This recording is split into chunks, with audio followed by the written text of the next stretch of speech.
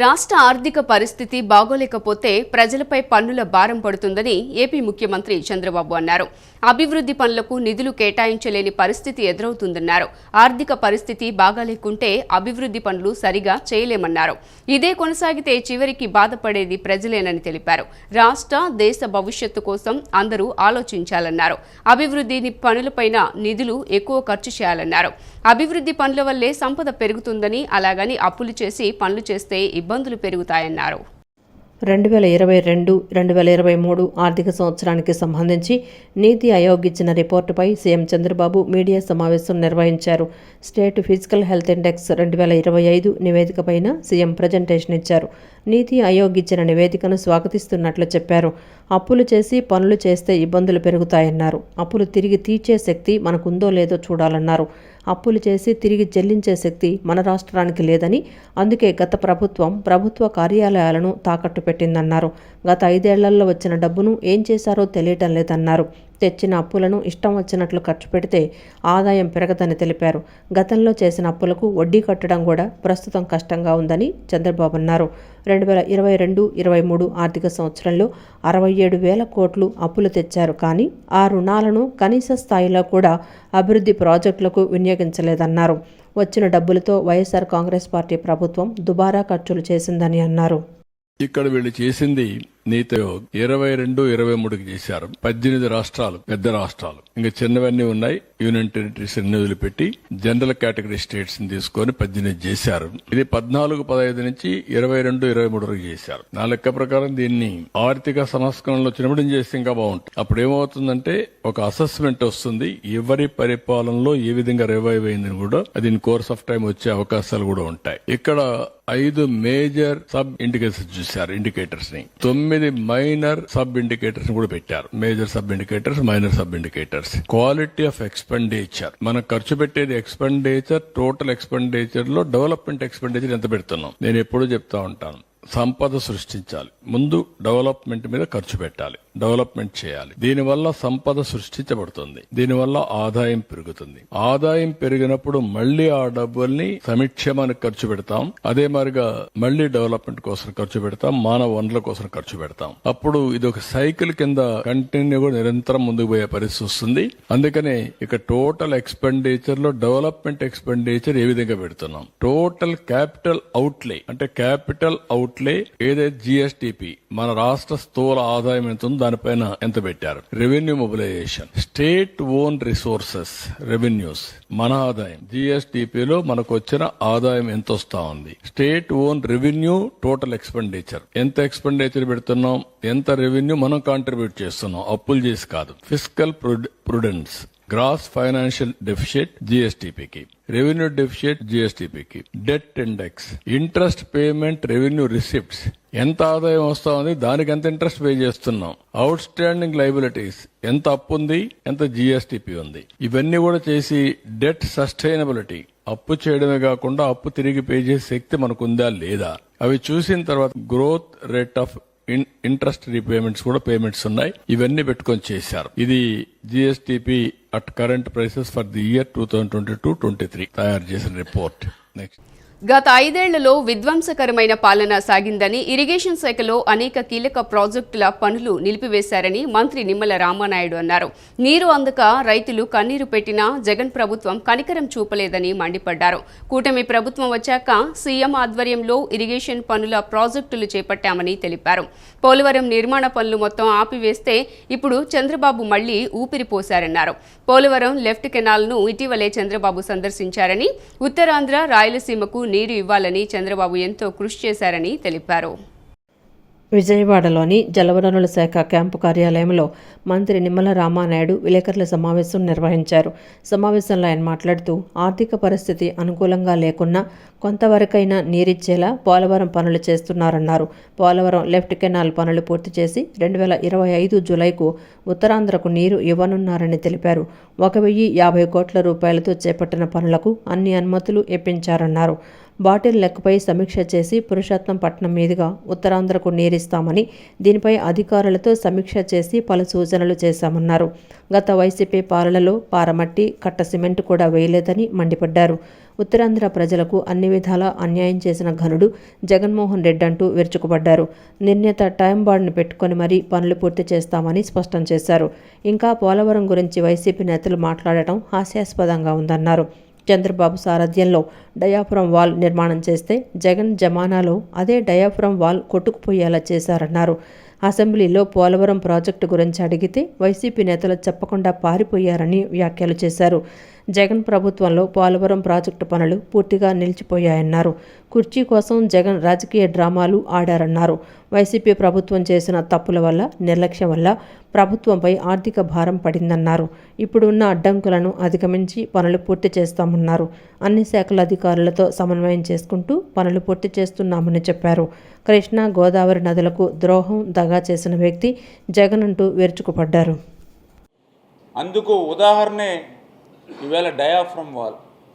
ఆ రోజు చంద్రబాబు నాయుడు గారి హయాంలో 18 నెలలు శ్రమించి ఆ రోజు 430 కోట్ల రూపాయలు ఖర్చు పెట్టి డయాఫ్రమ్ వాల్ నిర్మాణాన్ని ఆ రోజు మనం పూర్తి చేస్తే, నీ నిర్వాకం వల్ల 17 నెలలు కనీసం ఏ ఏజెన్సీ, ఏ అధికారులు లేకుండా చేసినటువంటి నీ నిర్వాకంతో డయాఫ్రమ్ వాల్ని ధ్వంసం చేసినటువంటి వ్యక్తి మీరు ఈవేళ పోలవరం గురించి మాట్లాడే అర్హత మీకు ఎక్కడుందని చెప్పి అడుగుతూ ఉన్నాం. మీ నిర్వాకం వల్ల ఈరోజు మళ్ళీ కొత్తగా 990 కోట్ల రూపాయలతోటి మళ్ళీ ఈరోజు డయాఫ్రమ్ వాల్ని నిర్మాణం చేసుకోవాల్సిన పరిస్థితి వచ్చింది అని అంటే, దీనికి జగన్మోహన్ రెడ్డి నీ అసమర్థమైనటువంటి పాలన నిదర్శనం కాదా అని చెప్పి వీళ్ళ సూటిగా మేము ప్రశ్నిస్తూ ఉన్నాం. నిన్న మొన్న కూడా వైసీపీ నాయకులు తమ అసత్యమైనటువంటి పత్రిక, తమ కరపత్రిక ఉంది, రోజు అబద్ధాలు, అసత్యాలు ప్రచారం చేయడం వాళ్ళ ఛానల్కి, వాళ్ళ పత్రికకి అలవాటైనటువంటి పరిస్థితి మారింది. ఈవేళ ఎత్తు గురించి మాట్లాడుతున్నారు. పోలవరం నీటి సామర్థ్య ఎత్తు గురించి సూటిగా ప్రశ్నించాం. గతంలో అసెంబ్లీలో మాట్లాడాం, మండలిలో మాట్లాడాం. సమాధానం చెప్పలేక వైసీపీ వాళ్లే తోకముడిచినటువంటి పరిస్థితి. రాష్ట్రంలో ప్రతి కుటుంబంలో ఒక ఆర్టిఫిషియల్ ఇంటెలిజెన్స్ ప్రొఫెషనల్ ఉండాలనేదే ప్రభుత్వ ఆశయమని ముఖ్యమంత్రి నారా చంద్రబాబు నాయుడు అన్నారు.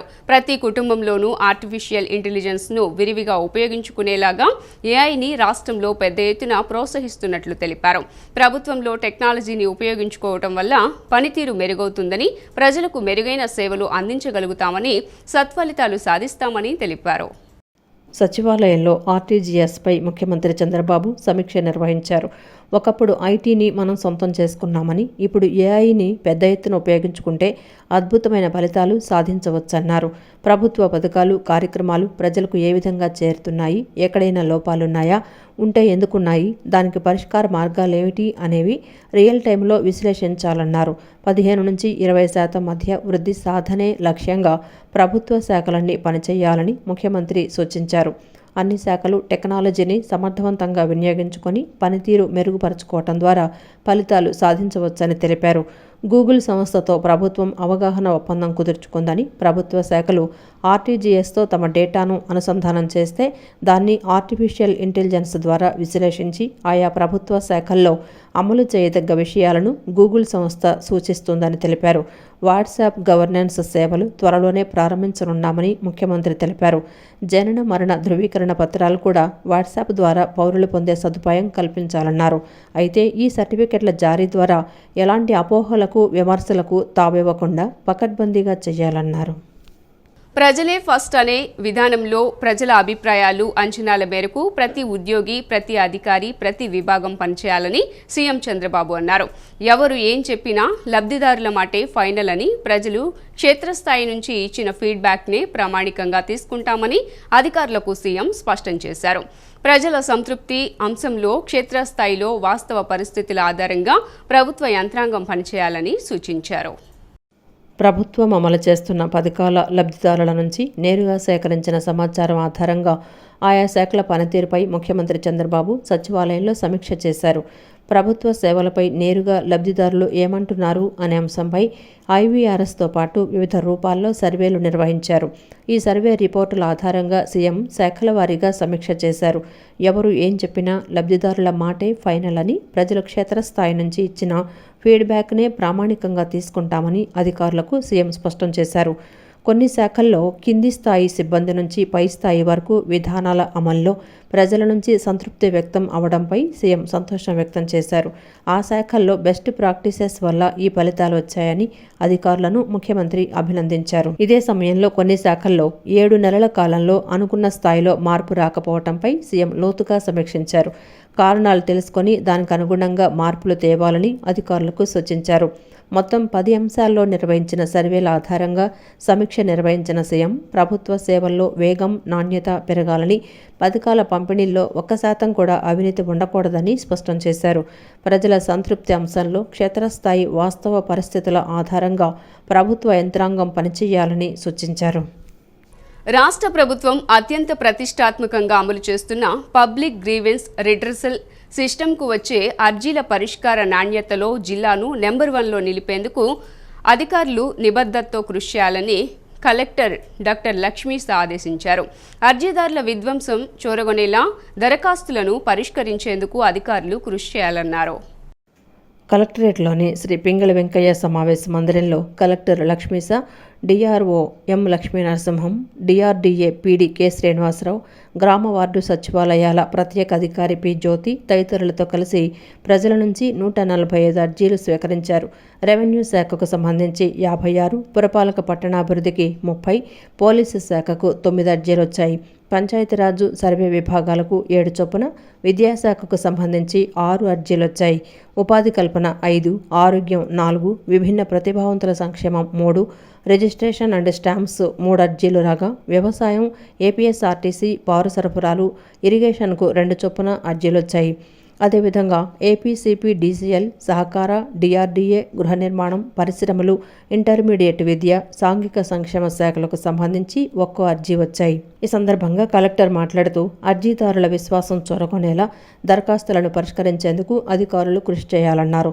గడువులోగా అర్జీని పరిష్కరించడంతో పాటు నాణ్యంగా పరిష్కరించడం కూడా అత్యంత ప్రధానమని స్పష్టం చేశారు. ఎప్పటికప్పుడు లాగిన్లో ఉన్న అర్జీలతో పాటు డాష్బోర్డ్లోని స్థితిగతులను పరిశీలించాలని సూచించారు. డివిజనల్, మండల స్థాయిలోనూ గ్రీవెన్స్ డోను సమర్థవంతంగా నిర్వహించాలని కలెక్టర్ లక్ష్మీస ఆదేశించారు. గ్రామీణ, పట్టణ ప్రాంత అధికారులు స్వచ్ఛాంధ్ర, స్వర్ణాంధ్ర లక్ష్యాలపై ప్రత్యేకంగా దృష్టి సారించాలని, చెత్త నుంచి సంపద సృష్టి కేంద్రాల ఉత్పాదకత పెంచేందుకు ఎంపీడీఓలు కృషి చేయాలని ఆదేశించారు. వారంలోగా అన్ని కేంద్రాలను తనిఖీ చేసి ఆయా కేంద్రాల్లో వర్మీ కంపోస్టు తయారీ సమర్థవంతంగా జరిగేలా చూడాలన్నారు. మున్సిపల్ కార్పొరేషన్, మున్సిపాలిటీలు సింగిల్ యూజ్డ్ ప్లాస్టిక్ వస్తువుల వినియోగ నిషేధం, తడి చెత్త, పొడి చెత్తను వేరు చేయడం, బయోమెడికల్ వ్యర్థాల నిర్వహణపై భాగస్వామ్య పక్షాలతో ప్రత్యేక సమావేశాలు నిర్వహించాలని ఆదేశించారు. నిబంధనల ఉల్లంఘనలకు తీసుకునే చర్యలను కూడా స్పష్టంగా వివరించాలని కలెక్టర్ సూచించారు. 175 అసెంబ్లీ స్థానాల్లో కూటమి అభ్యర్థులు 164 మంది విజయం సాధించడంలో నారా లోకేష్ నిర్వహించిన యువగళం పాదయాత్ర పాత్ర చాలా ఉందని తూర్పు నియోజకవర్గ ఎమ్మెల్యే గద్దె రామ్మోహన్ తెలిపారు. యువగళం పాదయాత్ర తద్వారా నారా లోకేష్ను ఎదుర్కోవటం ఎవరి వల్ల సాధ్యం కాదని స్పష్టమైందన్నారు. తెలుగుదేశం పార్టీకి మరో 50 సంవత్సరాల పాటు నాయకత్వానికి డోకా లేదని నారా లోకేష్ నిరూపించారని తెలిపారు. మంత్రి నారా లోకేష్ చేపట్టిన పాదయాత్ర 2 సంవత్సరాలు పూర్తయిన సందర్భంగా నేడు తూర్పు నియోజకవర్గం 13వ డివిజన్కు చెందిన ఎండి కరిముల్లా, బొజ్జర్లపూడి సుమలతలకు స్వయం ఉపాధి నిర్వహించుకునే నిమిత్తం 30,000 విలువ చేసే 2 తోపుడు బండ్లను ఎమ్మెల్యే గద్దె రామ్మోహన్ తన సొంత నిధులతో కొనుగోలు చేసి వారికి ఉచితంగా అందజేశారు. ఈ సందర్భంగా ఎమ్మెల్యే గద్దె రామ్మోహన్ మాట్లాడుతూ నారా లోకేష్ యువగళం పాదయాత్ర చేపట్టి నేటికి 2 సంవత్సరాలు పూర్తయిందని చెప్పారు. యువగళం పాదయాత్ర ద్వారా తెలుసుకున్న సమస్యలను పరిష్కరించడం కూడా జరుగుతోందన్నారు. యువగళం పేరుతో ప్రజలను సమీకరించి ఒక ఉద్యమం మాదిరిగా నిర్వహించారని అన్నారు. 175 అసెంబ్లీ నియోజకవర్గాల్లో 164 సీట్లు కూటమి అభ్యర్థులు గెలుపొందారంటే నారా లోకేష్ చేసిన యువగళం పాదయాత్ర పాత్ర చాలా ఎక్కువగా ఉందన్నారు. మంత్రిగా నారా లోకేష్ ప్రమాణ స్వీకారం చేసిన రోజు నుంచి ప్రజా దర్బార్ను నిర్వహిస్తూ ప్రజా సమస్యలను స్వయంగా తెలుసుకుంటూ వాటిని పరిష్కరిస్తున్నారని అన్నారు. మంగళగిరి అసెంబ్లీ నియోజకవర్గంలో 90,000 ఓట్లకు పైగా అత్యధిక మెజారిటీతో నారా లోకేష్ గెలిచి అత్యధిక మెజార్టీ పొందిన జాబితాలో నారా లోకేష్ 2వ స్థానంలో ఉన్నారని చెప్పారు. మంగళగిరిలోని ప్రతి సమస్యను పరిష్కరిస్తూ అక్కడి ప్రజల మన్ననలు నారా లోకేష్ పొందుతున్నారని అన్నారు. యువగళం పాదయాత్ర చేపట్టిన 2 సంవత్సరాలు పూర్తయిన సందర్భంగా నారా లోకేష్కు ఎమ్మెల్యే గద్దె రామ్మోహన్ శుభాకాంక్షలు తెలిపారు. ముందు యువగళం తర్వాత నారా లోకేష్ బాబు గారిని ఎదుర్కోవటం ఎవరి వల్ల సాధ్యం కాదని తట్టుగా ఆయన చేపట్టిన కార్యక్రమాలు, అదే విధంగా చక్కటి ఫలితాలు 175 సీట్లు 164 సీట్లు తెలుగుదేశం పార్టీ కూటమి ఎన్డీఏ కూటమి గెలిచిందంటే ఖచ్చితంగా దానిలో నారా లోకేష్ బాబు గారి యువగళం యొక్క పాత్ర చాలా ఎక్కువగా ఉందనేది ప్రతి ఒక్కరు కూడా అనుకుంటున్నమాట. ఈ రోజున ఒక మంత్రిగా ప్రమాణ స్వీకారం దగ్గర నుంచి ప్రతిరోజు ప్రజా దర్బార్ ఏర్పాటు చేసి ఆ ప్రజా దర్బార్లో అనేకమైన సమస్యలకు పరిష్కారం చూపించిన వ్యక్తి కూడా నారా లోకేష్ బాబు గారు. ఆయన మంగళగిరిలో శాసనసభ్యుడిగా అత్యధిక మెజార్టీ, రాష్ట్రంలో 2వ వార్డుగా 90,000 ఓట్లకు పైగా ఆయన మెజార్టీ సాధించినట్టే మంగళగిరిలో. ఇప్పటి వరకు మంగళగిరిలో తెలుగుదేశం పార్టీ ఒక్క పర్యాయం మాత్రమే గెలిచింది, తెలుగుదేశం పార్టీ పుట్టిన తర్వాత 8 ఎలక్షన్లో. అలాంటిది కనీ విని ఎరగని రీతిలో మెజార్టీ రావటమే కాకుండా వచ్చిన దగ్గర నుంచి మంగళగిరిలో ఉన్న ప్రతి సమస్యకి అడ్రస్ చేస్తూ చక్కటి పరిష్కారం వైపు తీసుకెళ్తూ అక్కడ. ఈ సందర్భంగా కార్పొరేటర్ పొట్లూరు సాయిబాబు మాట్లాడుతూ ప్రజలకు ఎల్లప్పుడూ అందుబాటులో ఉండటమే కాకుండా ఏ కష్టం వచ్చినా నేనున్నానంటూ ఎమ్మెల్యే గద్దె రామ్మోహన్ సహాయ కార్యక్రమాలు నిర్వహిస్తున్నారన్నారు. అట్లాగే మన డివిజన్లో ఈరోజు ఒక పేద వర్గాల వారికి 2 బళ్ళు తీసుకుని ఆ బళ్ళను తయారు చేయించి మరి వాళ్ళ స్వయం శక్తితో జీవనం సాగిస్తాం కొరకు ఈ బళ్ళని అందజేయటం జరిగింది.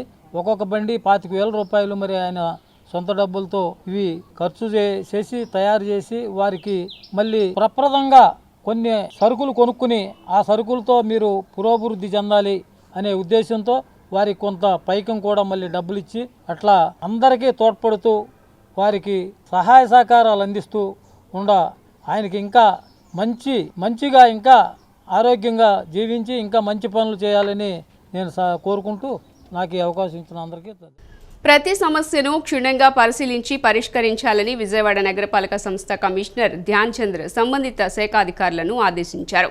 కార్పొరేషన్ ప్రధాన కార్యాలయంలో గల కమాండ్ కంట్రోల్ రూమ్లో సోమవారం ఉదయం ప్రజా ఫిర్యాదుల పరిష్కార వేదికను కమిషనర్ నిర్వహించారు. ప్రజా ఫిర్యాదుల పరిష్కార వేదికలో 16 ఫిర్యాదులు అందగా అందులో ముఖ్యంగా పట్టణ ప్రణాళిక విభాగంలో 8 అందుకున్నారు. ఇంజనీరింగ్ 7, హౌసింగ్ 1 ఫిర్యాదులను అధికారులు అందుకున్నారు. ఈ సందర్భంగా కమిషనర్ మాట్లాడుతూ ప్రజా ఫిర్యాదుల పరిష్కార వేదికలో వచ్చే ప్రతి సమస్యను క్షుణ్ణంగా శాఖాధిపతులు ఫీల్డ్ లెవెల్లో వెళ్లి వెరిఫై చేసిన తర్వాతే తగిన పరిష్కారం అందిస్తున్నారని అన్నారు. ప్రజలకు ఎటువంటి ఇబ్బంది కలగకుండా విజయవాడ నగరపాలక సంస్థ పరిధిలో ఉన్న ప్రతి సమస్యను పరిష్కరించే దిశగా అడుగులు వేస్తున్నామన్నారు. ప్రధాన కార్యాలయంలోనే కాకుండా జోనల్ కార్యాలయాల్లో కూడా ప్రజా ఫిర్యాదులను స్వీకరిస్తూ నిత్యం పరిష్కరిస్తున్నామని తెలిపారు. Vijayawada working journalist mutually aided cooperative society house building society limited సభ్యులు సోమవారం కలెక్టరేట్లోని పింగళి వెంకయ్య సమావేశ మందిరంలో నిర్వహిస్తున్న ప్రజా సమస్యల పరిష్కార వేదికలో కలెక్టర్ లక్ష్మీశకు వినతి పత్రాన్ని అందజేశారు. సొసైటీకి కేటాయించిన స్థలం అన్యాక్రాంతం కాకుండా చూడాలని తగిన చర్యలు తీసుకోవాలన్నారు. అనంతరం సొసైటీ అధ్యక్షులు సతీష్ మీడియాతో మాట్లాడుతూ వర్కింగ్ జర్నలిస్టులు అందరూ నేడు కలెక్టర్ను కలిశామని 17 ఏళ్ల క్రితం 150 మంది పాత్రికేయులకు కేటాయించిన స్థలం ఆక్రమణలకు గురైందని అనుమానం వ్యక్తం చేస్తూ కలెక్టర్కు వినతిపత్రం ఇచ్చామన్నారు. స్థానిక ఎమ్మెల్యే స్పందించి హద్దులు నిర్ణయించి భూమిని స్వాధీనం చేసుకోవాలని ఎంఆర్ఓకు ఆదేశాలు ఇవ్వటం జరిగిందన్నారు. జిల్లా కలెక్టర్ను కలిసి ఫిర్యాదు చేయటం జరిగిందని తెలిపారు. ఆక్రమణలను తొలగించి స్థలాన్ని కాపాడాలని కోరామని కలెక్టర్ అధికారులను ఆదేశించారని తెలిపారు. సొసైటీకి కేటాయించిన భూమిని స్వాధీనం చేయాలని కోరారు. కలెక్టర్ను కలిసిన వారిలో సొసైటీ గౌరవ అధ్యక్షులు వెంకట్రావు, సంఘం సభ్యులు ఉన్నారు. నిన్న జరిగిన మహాజన సభ తర్వాత వర్కింగ్ జర్నలిస్టులు అందరూ కలిసి ఈరోజు మరలా కలెక్టర్ గారిని, జిల్లా కలెక్టర్ గారిని కలిసాం. ఏదైతే నిన్న వర్కింగ్ జర్నలిస్టులకి 17 ఏళ్ల క్రితం 150 మంది పాత్రికేయులు కేటాయించిన స్థలం ఏదైతే ఉందో దానిలో కొంత భాగం ఆక్రమణలకు గురైందని అనుమానం మనం వ్యక్తం చేయటం, ఎమ్మెల్యే గారు స్పందించి స్థానిక ఎంఆర్ఓ గారిని పిలిచి వెంటనే దాన్ని తక్షణమే భూమిని స్వాధీనం చేసుకోండి, హద్దులు నిర్ణయించండి అని చెప్పడం జరిగింది. దానికి అనుగుణంగా ఈరోజు మరలా జిల్లా కలెక్టర్ గారిని ఈరోజు కలిసి ప్రజా ఫిర్యాదుల దినోత్సవంలో ఆయనకి ఫిర్యాదు చేశాం. కలెక్టర్ గారు కూడా మీరు ల్యాండ్ చూసుకున్నారా, క్షేమంగానే ఉందని అడగటం ఒక రకంగా జిల్లాలో ఉన్న పరిస్థితికి అద్దం పడుతుంది అనిపించింది. గత 5 ఏళ్ల కాలంలో ఎట్లా ఆక్రమణకు గురైనది. సరే, చిన్నపాటి ఆక్రమణ నుండి తక్షణమే తొలగించి ల్యాండ్ని ప్రొటెక్ట్ చేయండి, ప్రభుత్వం సానుకూలంగా ఉందని కూడా చెప్పాం. ఆయన తక్షణమే ల్యాండ్ని ప్రొటెక్ట్ చేయమని చెప్పి అధికారులకు కూడా ఆదేశాలు ఇచ్చారు. ఆయన ల్యాండ్ ప్రొటెక్ట్ చేస్తారని, సర్వే హద్దులు నిర్ణయిస్తారని ఒక 6 రోజుల లోపల ఆశిస్తున్నాం. హైకోర్టు ఉత్తర్వుల మేరకు విజయవాడ పోలీస్ కమిషనర్ రాజశేఖర్ బాబు ఆదేశాల మేరకు ద్విచక్ర వాహన చోదకులు ప్రతి ఒక్కరూ విధిగా హెల్మెట్ ధరించాలని ప్రత్యేక డ్రైవ్ చేపట్టడం జరిగిందని ట్రాఫిక్ ఏడీసీసీ ప్రసన్న కుమార్ తెలిపారు. గత నెల రోజుల నుంచి నిర్వహిస్తున్న ప్రత్యేక డ్రైవ్ వల్ల 0% నుంచి 80% మంది హెల్మెట్ ధరించేలా చేయగలుగుతున్నామని తెలిపారు. ప్రతి ఒక్కరూ తమ బాధ్యతగా వారి ప్రాణరక్షణ కోసం హెల్మెట్ ధరించాలని సూచించారు. వాహన చోదకులు తప్పనిసరిగా ట్రాఫిక్ నిబంధనలను పాటించాలని కోరుతూ గుంటూరు జిల్లా ప్రాతూరులోని ఎయిమ్ ఇంటర్నేషనల్ స్కూల్ విద్యార్థులు విజయవాడ బెంచ్ సర్కిల్ వద్ద అవగాహన కార్యక్రమాన్ని నిర్వహించారు. వాహన చోదకులకు స్కూల్ విద్యార్థులు కరపత్రాలను పంపిణీ చేస్తూ అవగాహన కల్పించారు. ఈ అవగాహన కార్యక్రమంలో traffic ADCP Prasanna Kumar, traffic సిఐలు, ఎస్ఐలు, స్కూల్ డైరెక్టర్ ఓంకార దంతు పాల్గొన్నారు. హెల్మెట్ ధరించకుండా ద్విచక్ర వాహనాలు నడుపుతున్న వారికి కరపత్రాలు అందజేసి అవగాహన కల్పించారు. ఈ సందర్భంగా ఏసీపీ మాట్లాడుతూ ప్రతి ఒక్కరూ తమ బాధ్యతగా వారి ప్రాణరక్షణ కోసం హెల్మెట్ ధరించాలని సూచించారు. హెల్మెట్ వినియోగం పెరిగిన తర్వాత పోలీసు శాఖలో 2 పౌరులిద్దరూ ప్రమాదాల బారిన పడినా హెల్మెట్ ధరించడం వల్ల సురక్షితంగా ప్రాణాలతో బయటపడ్డారని చెప్పారు. మన శరీరంలో ఎన్ని అవయవాలు ఉన్నా తల అనేది చాలా ముఖ్యమైనదని, ఎక్కడ గాయాలైనా కోలుకుంటారని, తలకు గాయాలైతే చాలా ప్రమాదమని అన్నారు. ఇంటి దగ్గర కుటుంబ సభ్యులు మన కోసం ఎదురు చూస్తూ ఉంటారని, మనం హెల్మెట్ ధరించి ట్రాఫిక్ నిబంధనలను పాటిస్తూ వాహనాలను నడపాలని సూచించారు. వాహనాల సంఖ్య ట్రాఫిక్కు భారీగా పెరిగినందున ప్రమాదాలు జరగడానికి ఆస్కారం ఉందని, అందుకని హెల్మెట్ ధరించి వాహనాలు జాగ్రత్తగా నడిపితే మనం, మన కుటుంబాలు బాగుంటాయి, సమాజం బాగుంటుందని తెలిపారు. డిపార్ట్మెంట్ వాళ్ళు కూడా హెల్మెట్ తప్పనిసరిగా ధరించాలని సూచించారు. నెల రోజుల నుంచి ఈ చేపట్టడం వల్ల సుమారుగా 0% నుంచి ఇప్పటికి 70-80% వరకు కూడా మేము హెల్మెట్ ధరించే విధంగా చేయగలుగుతున్నాము. అందరూ కూడా ఇది వారి బాధ్యత, పోలీసు వారి బాధ్యత కాదు, వారి బాధ్యతగాను వారి ప్రాణరక్షణ కోసం అని చెప్పి వాళ్ళు గ్రహించాలి. ఈ మధ్య మనం హెల్మెట్ ధరించిన తర్వాత యాక్సిడెంట్స్ చూసినట్టయితే మా సిబ్బందిలోనే 2, పబ్లిక్ కూడా ఒక 4 వరకు కూడా యాక్సిడెంట్ అయ్యి ఈ హెల్మెట్ వల్ల ప్రమాదం నుంచి బయటపడి ప్రాణాలతో బయటపడడం జరిగింది. కాబట్టి మన బాడీలో ఎన్ని పార్ట్లు ఉన్నప్పటికీ కూడా హెడ్ అన్నది చాలా ఇంపార్టెంట్. బాడీలో ఏ దెబ్బలు తగిలినా కానీ మనం రికూప్ అవ్వచ్చు, కానీ హెడ్ ఇంజరీ అయితే కష్టం. కాబట్టి ఇంటి దగ్గర కుటుంబ సభ్యులు అందరూ కూడా మన కోసం ఎదురు చూస్తూ ఉంటారు. రోడ్డు మనకి ట్రాఫిక్ హెవీగా పెరిగిపోయింది, వాహనాలు పెరిగిపోయినాయి. ఇలాంటి సమయంలో ప్రమాదాలు జరగడానికి ఆస్కారం ఎక్కువ ఉంది. కాబట్టి హెల్మెట్ ధరించి మనం సేఫ్గా ఇంటికి వెళ్ళినైతే కుటుంబానికి బాగుంటుంది, సమాజానికి బాగుంటుంది. కాబట్టి అంతేకాకుండా మన వల్ల ఎదుటి వారికి కూడా హాని జరగకుండా వెళ్ళవచ్చు అని చెప్పి ఈ స్పెషల్ డ్రైవ్ కండక్ట్ చేయడం జరుగుతుంది. ఈ సందర్భంగా స్కూల్ విద్యార్థులు మాట్లాడుతూ హెల్మెట్, సీట్ బెల్ట్ ధరించాలని, ట్రాఫిక్ నిబంధనలను పాటించాలని సూచించారు. కుటుంబ సభ్యులు మీకోసం ఇంటి వద్ద ఎదురు చూస్తుంటారని అన్నారు. జీవితం చాలా విలువైనది, చిన్న నిర్లక్ష్యంతో ప్రమాదాల బారిన పడవద్దన్నారు. మేము ఈరోజు ఇక్కడికి ఎందుకు వచ్చామంటే అవేర్నెస్ మొత్తం స్ప్రెడ్ చేయడానికి అంకుల్. హెల్మెట్ అందరూ వేసుకోండి, సీట్ బెల్ట్స్ అన్నీ వేసుకోండి, ట్రాఫిక్ రూల్స్ని పాటించండి. మీ ఇంట్లో వాళ్ళు మీ గురించి చాలా వెయిట్ చేస్తూ ఉంటారు. దయచేసి వాళ్ళని డిప్రెస్ చేయకండి. మీ లైఫ్ వాల్యూ చాలా ఎక్కువ. మీ హెడ్ని మీరు ప్రొటెక్ట్ చేసుకోవాలి. మిగతా ఏ బాడీ పార్ట్స్కి తగిలినా మళ్ళీ రీప్లేస్ చేసుకోవచ్చు, కానీ హెడ్కి తగిలితే మాత్రం రీప్లేసింగ్ ఉండదు. చాలా జాగ్రత్తగా డ్రైవ్ చేయండి. ఇది తెలిసినగానే నేను మా నాన్న డ్రైవ్ చేస్తారండి. కాబట్టి మా నాన్నకి నేను చెప్పడం స్టార్ట్ చేశాను. అంటే ఇప్పుడు మా నాన్న కార్ డ్రైవ్ చేస్తారు కాబట్టి సీట్ బెల్ట్ వేసుకోవాలి. ఎందుకంటే మా నాన్న డ్రైవ్ చేస్తారు కాబట్టి మా లైఫ్ కూడా ఆయన చేతిలో ఉంది. కాబట్టి సీట్ బెల్ట్ వేసుకోవాలి, అందరూ సేఫ్గా వెళ్ళాలి, ట్రాఫిక్ రూల్స్ అనేవి పాటించాలి. ఇక మా నాన్న సీట్ బెల్ట్ వేసుకోలేదు అనుకో మేము కార్ ఎక్కము అని కొంచెం అలా ట్యాంట్రమ్ చేయడం వల్ల, మా నాన్న వేసుకోవడం వల్ల మా అందరి లైఫ్లు కూడా సేఫ్గా ఉంటాయి, ఆయన లైఫ్ కూడా సేఫ్ అండ్ సెక్యూర్గా ఉంటుంది. 8th, 9th క్లాసెస్ని తీసుకొచ్చామండి. మొత్తం అందరినీ తీసుకొచ్చేసాము.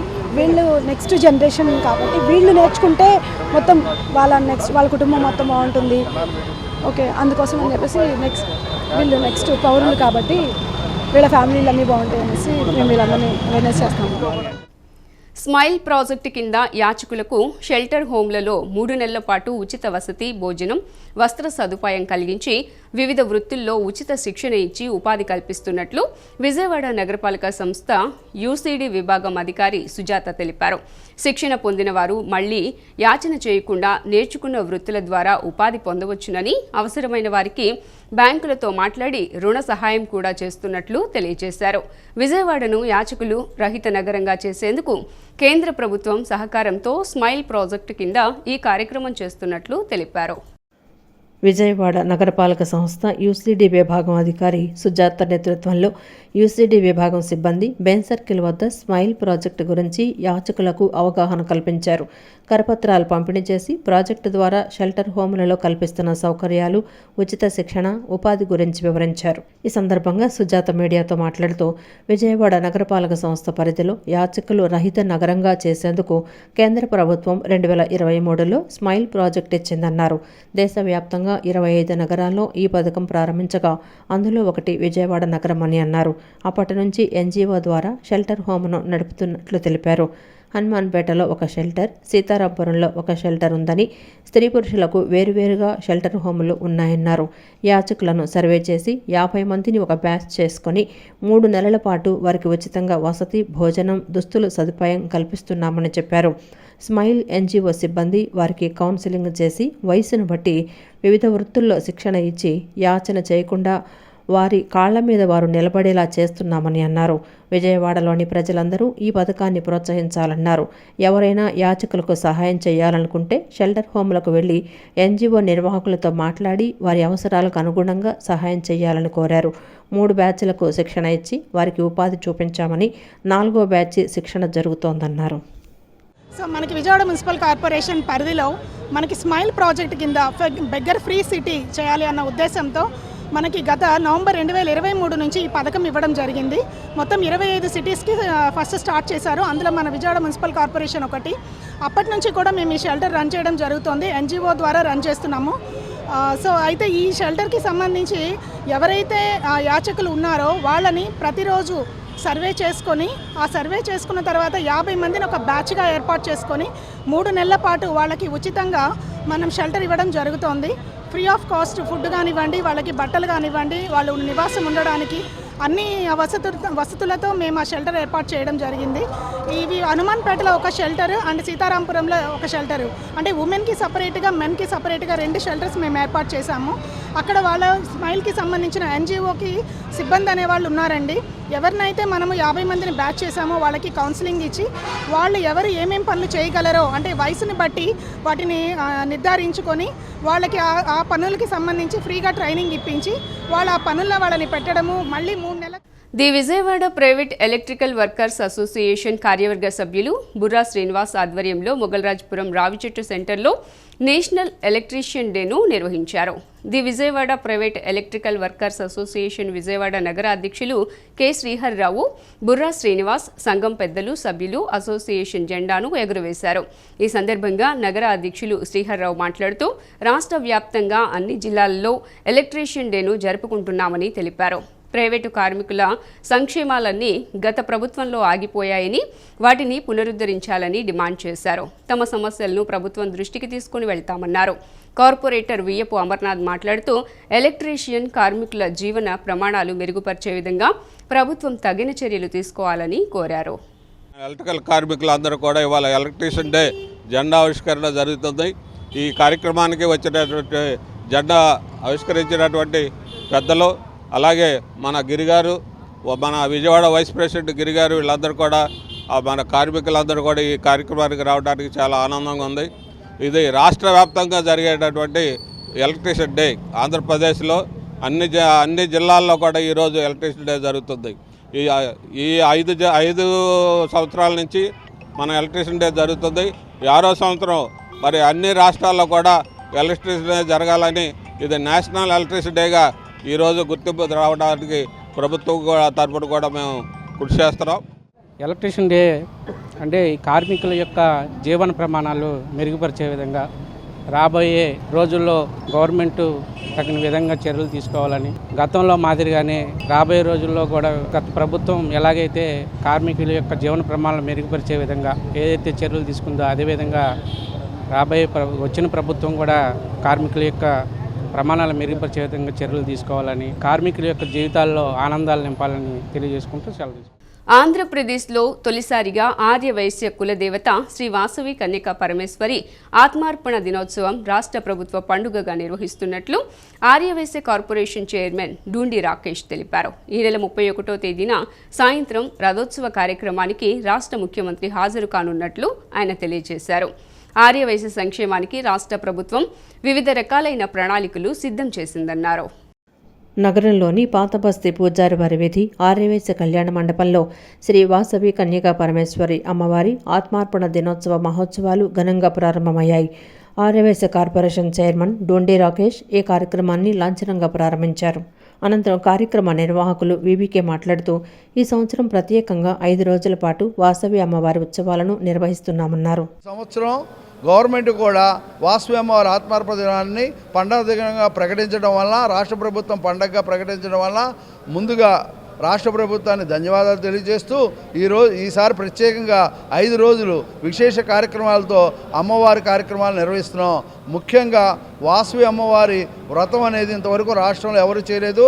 మొట్టమొదటిసారిగా విజయవాడలో వాసవి ఫౌండేషన్ వారు నిర్వహిస్తున్నారు. దానికి ప్రపంచ ఆర్యవైశ్య మహాసభ వాళ్ళు సహకారం అందజేస్తున్నారు.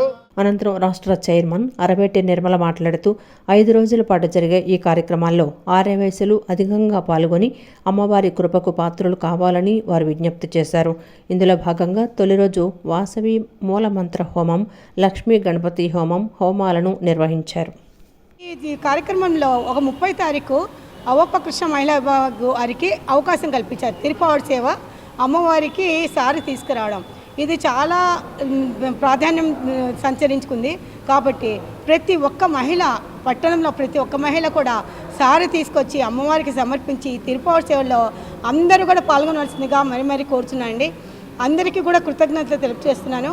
ప్రతి ఒక్క మహిళ కూడా ఈ కార్యక్రమంలో మరీ చెప్తున్నానండి, తప్పకుండా పాల్గొని అమ్మవారి కృపకు అందరూ పాత్రలు కావాలని కోరుచున్నాను. మదనపల్లిలోని మెడికల్ కళాశాలను జిల్లా ప్రభుత్వ ఆసుపత్రిని ప్రైవేటు పరం చేయవద్దని బహుజన సేన రాష్ట్ర అధ్యక్షులు చందు ప్రభుత్వాన్ని డిమాండ్ చేశారు.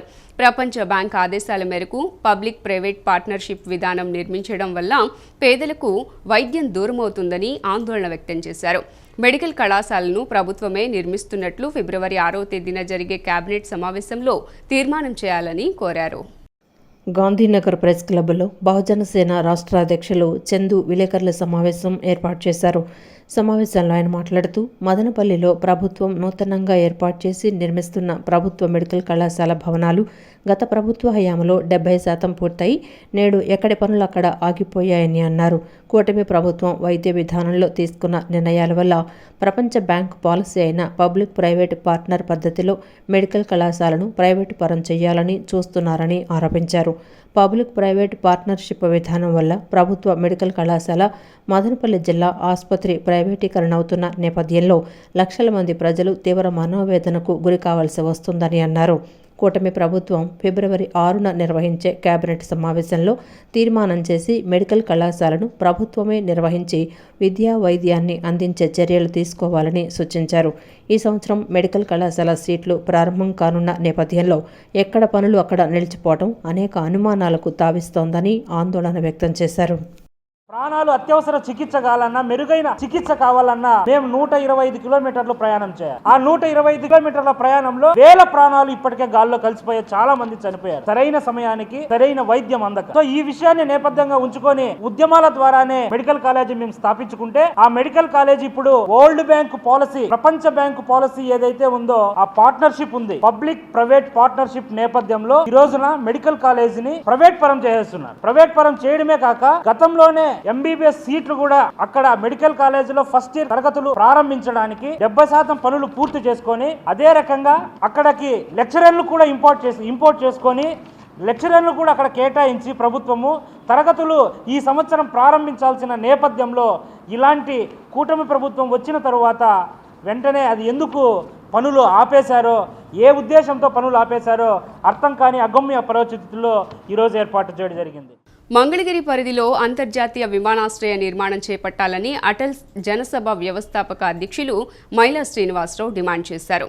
గాంధీనగర్ ప్రెస్ క్లబ్లో ఏర్పాటు చేసిన విలేకరుల సమావేశంలో ఆయన మాట్లాడుతూ నిడమరు గ్రామానికి అతి దగ్గరలో కొండదిబ్బ వద్ద విమానాశ్రయ నిర్మాణానికి అనుకూలమైన నేల అని వెల్లడించారు. 1987-95 మధ్య కాలంలో కొండదిబ్బ ఎయిర్పోర్టుకు అనుకూలంగా ఉందని రాయపాటి సాంబశివరావు కేంద్ర ప్రభుత్వానికి ప్రతిపాదన పంపించారని గుర్తు చేశారు.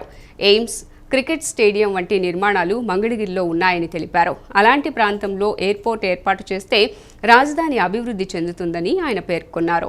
విజయవాడ, గుంటూరు మధ్య ఉన్నటువంటి మంగళగిరి జంట నగరాలుగా అభివృద్ధి చెందుతుంది. 2 నగరాలు కలిసిపోతున్నాయి. అందుకని మంగళగిరి ఏరియాలోనే కొండదిప్ప ఉంది. అక్కడ సమాంతరమైన నేల, మంచి నేల ఉంది. అప్పుడు శాంపిల్ కూడా తీసుకెళ్లారు 1985 కాలంలో. అప్పుడు ఎయిర్పోర్ట్ ఏర్పాటు చేయాలని అనుకున్నారు. కేంద్ర ప్రభుత్వం ఎందుకు నిర్లక్ష్యం చేసిందో ఇప్పుడు కూటమి ప్రభుత్వం దాన్ని పరిశీలించి జీపీఆర్ నమోదు చేసి జీపీఆర్ ద్వారా ప్లాన్ తీసుకొని మరి ఆర్థిక మంత్రి శాఖకు పంపిస్తే అప్పుడు కేంద్రం కేబినెట్ మంత్రివర్గం ఆమోదిస్తే అది నిర్మాణం జరుగుతుంది. ఎందుకంటే ప్రజలు ఆ ప్రాంతాల్లో ఉన్నటువంటి ప్రజలు గుంటూరు, పల్నాడు, మరి బాపట్ల, ప్రకాశం జిల్లాలకు దూరంగా ఉంటుంది. గన్నవరం వెళ్ళాలంటే, విజయవాడ నుంచి కూడా వెళ్ళాలంటే కనీసం 40 కిలోమీటర్ 30 కిలోమీటర్ దూరం ఉంది. ఆడైతే ఇటు కృష్ణా జిల్లాకి అటు గుంటూరు జిల్లా మధ్య ఏర్పాటు చేస్తే అన్ని ప్రాంతాల వారికి ఎయిర్పోర్ట్ బాగుంటుంది. సిటీ న్యూస్ ఇంతటితో సమాప్తం. తిరిగి వార్తల్లో మళ్ళీ కలుద్దాం. అంతవరకు సెలవు. నమస్కారం.